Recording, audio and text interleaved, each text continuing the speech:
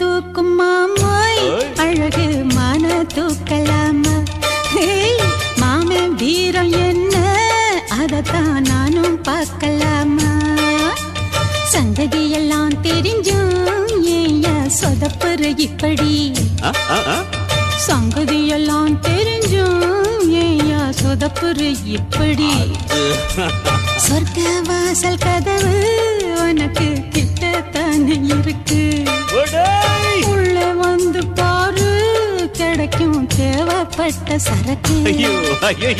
எப்படி எப்படி அது அப்படி அப்படி ஏய் எப்படி எப்படி அது அப்படி அப்படி